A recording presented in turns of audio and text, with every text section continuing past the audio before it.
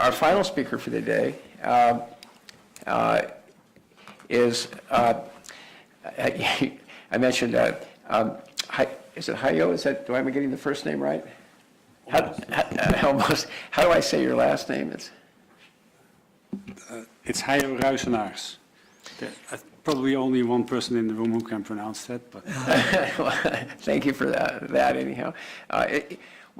Is the head of intellectual property at the European Broadcasting Union. He's been a legal advisor to the European Broadcasting Union since 1998. His legal expertise lays in the area of new media and new technologies, international copyright, and sports and news broadcasting. Specialized in intellectual property law. Heijo worked at the entertainment law firm for a German firm in Munich, Germany, and until 1997 he was a staff member of the Max Planck Institute for Intellectual Property. In 1997 he received a doctorate with a comparative law thesis on character merchandising from the University of Leiden in the Netherlands. yeah, thank you, Jamie. Now I was a bit asked at the last minute to join this panel, so I haven't really prepared much. Also, given the time, I guess that you are likely to want to finish this rather soon. I think what is important to realize, if let's look at the context and the history of this process, is basically it is about the internet, in the sense that during the 80s, when internet came up, was developed. Some of you, of course, recall the articles and the, to a certain extent, academic discussion on will the internet make copyright obsolete? Yeah, copyright will go to the drain of the internet and disappear. This caused a certain concern among, of course, countries which have a strong interest in copyright protection. And that was the reason why ultimately during the 90s there was a pressure ongoing towards establishing something internationally on tackling the threat that the internet posed at the time, or was thought to pose at the time. And that is the reason why in 1996, ultimately, there was this diplomatic conference in December trying to deal with it for basically all right holders concerned.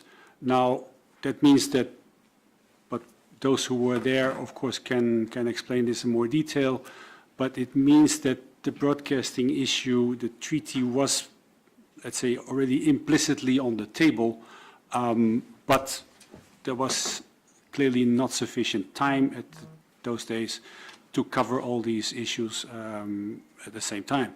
So in 1996, the decision was made to start with the copyright treaty first and the performers, and that's it, the broadcasters were asked to wait for their turn.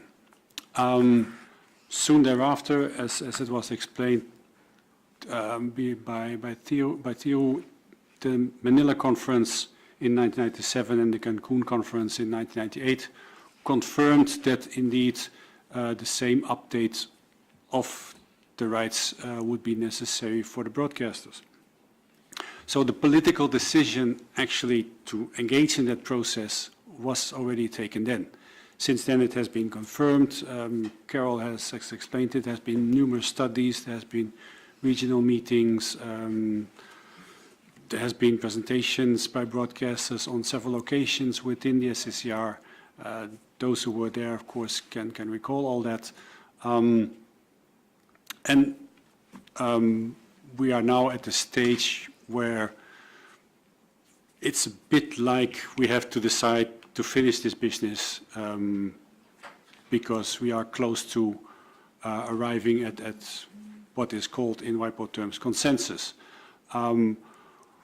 Of course, if you look at how the process went, there are clearly 2 to 3 different stages. In the beginning, from 1998, it actually went quite quick. We had, within a few years' time, several treaty proposals on the table, I think about 6 or 7 by 2002.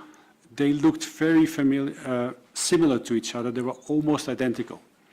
But that was still based on the concept of saying we take the Rome Convention and build on that, let's say, an update, as was done for the other treaties.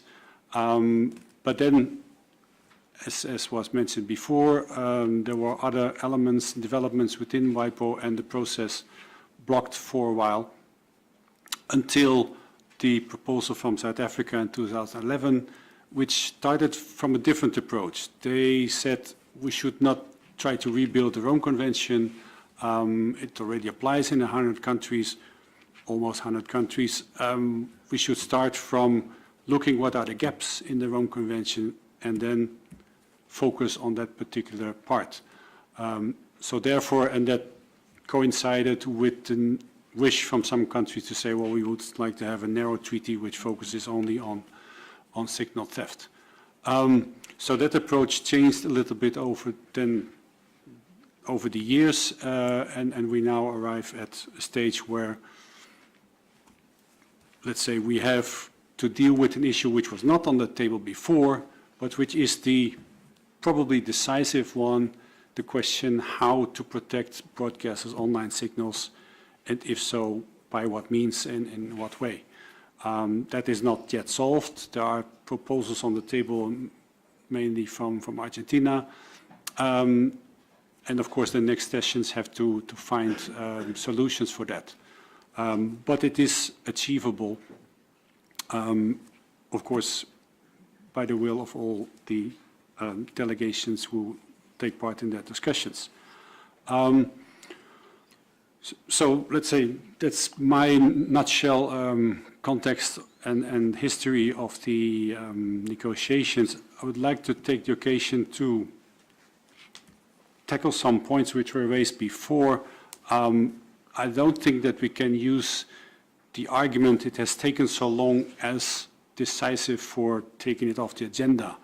There are many things which takes longer than expected, and some issues are politically complicated, but may nevertheless be important.